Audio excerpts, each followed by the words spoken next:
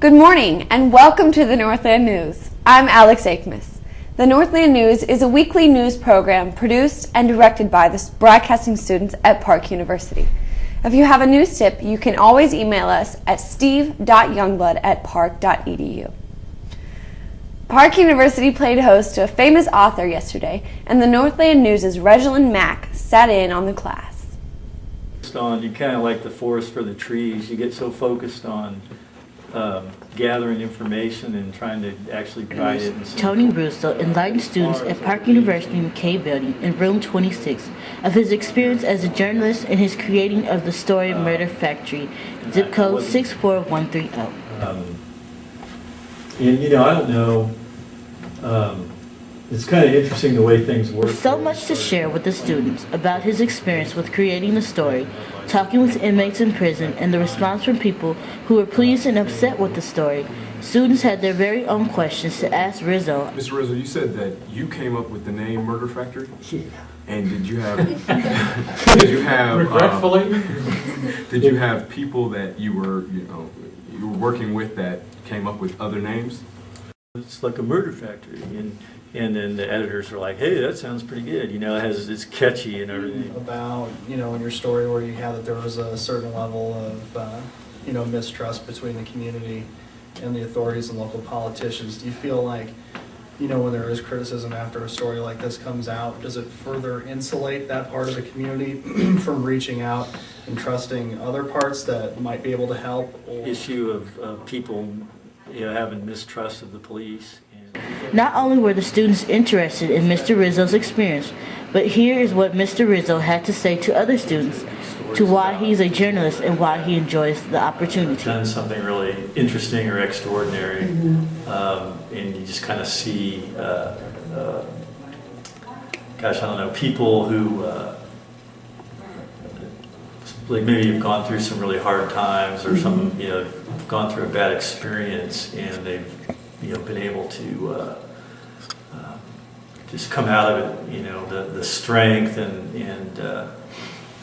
the fortitude, I guess, that some people show in really trying times, and sometimes you just meet people like that, and it's just overwhelming, how tough and courageous they can be when faced with some pretty trying times. Mr. Youngblood displayed and passed around some of Rizzo's stories to share with the class. On that block, nothing about the street name, blah blah blah. They're just. This is Reginald reporting from Northland News. And if he. Deborah MacArthur, Director of Academic Support Services, recently had her 8th book published. The book, A Student's Guide to William Faulkner, is a biography and reader's guide to Faulkner's works in Enzo Publishers' Understanding Literature series that is targeted for use by high school students.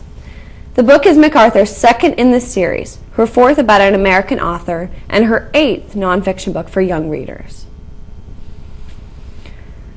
Looking to drop a few pounds or just get in shape? Crunch Time Fitness, one of Park University's many fitness programs, might be just the thing. Held every Monday from 12:10 to 12:40 in the field house, the class provides the proper equipment and motivation, and is free. For more information, visit www.park.edu/wellness. Park University will host a regional Poetry Out Loud competition on Wednesday, February 4th, starting at 6:30 p.m. in the McCoy Meeting House. The National Endowment for the Arts Initiative, which encourages the celebration of poetry as an oral art form, will feature Kansas City area high school students who commit poetry to memory and recite it in the competition. The winner of the Park event moves on to state competition. We'll tune in next week for a complete recap. The men's basketball team held its senior night on Saturday, and the Northland News' basketball insider Jeff Hall witnessed all the action. Saturday afternoon, the Pirates hosted Rockhurst University, while they also honored their 7 seniors.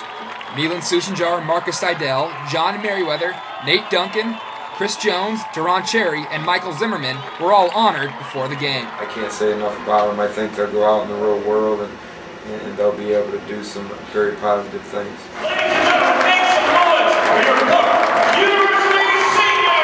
However, for one of these seniors, it was something a little extra special. It's been a great experience meeting these guys and becoming friends with a bunch of different people and getting to play for Coach for 3 years.